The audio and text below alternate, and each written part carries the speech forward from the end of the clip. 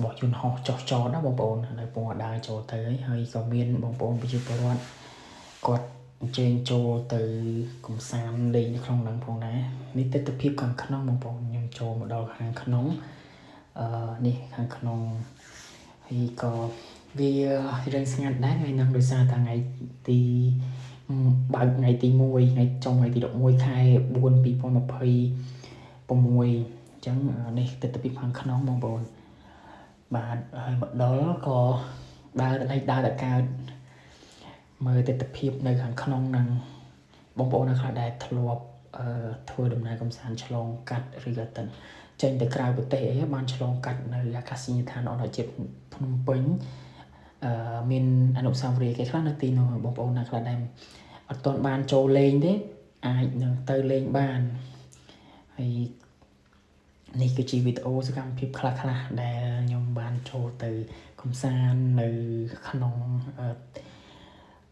អាកាសយានដ្ឋានអន្តរជាតិភ្នំពេញហ្នឹងហើយនៅក្នុងហ្នឹងក៏ពេលហ្នឹងវារៀងស្ងាត់ដែរបងប្អូនអត់សូវមានប្រជាពលរដ្ឋចូលទៅទេដោយសារតែថ្ងៃហ្នឹងថ្ងៃបើកថ្ងៃទី1អញ្ចឹងបាទបងប្អូនដែលគាត់អញ្ជើញទៅហ្នឹងគាត់អត់ទាន់ដល់ម៉ោងដល់ពេលដែលគាត់ត្រូវទៅលេងដោយសារតែវារៀងក្តៅដែរពេលហ្នឹងខ្ទង់ម៉ោង3 ជិត 4នេះវានៅក្តៅឥឡូវខ្ញុំដើរមកដល់ខាងក្នុងកន្លែងផ្លូវយន្តហោះចុះចតដែរបងប្អូនហើយទស្សនវិជ្ជាខាងក្នុងនេះវាមានដូចជាស្រះដូចបន្លាយទឹកនៅខាងក្នុងអាកាសយានដ្ឋានអន្តរជាតិភ្នំពេញកន្លែងផ្លូវចំណតរ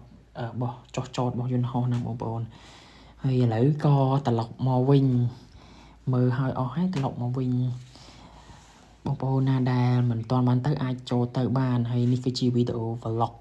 mini vlog បងប្អូនដែលអត់ទាន់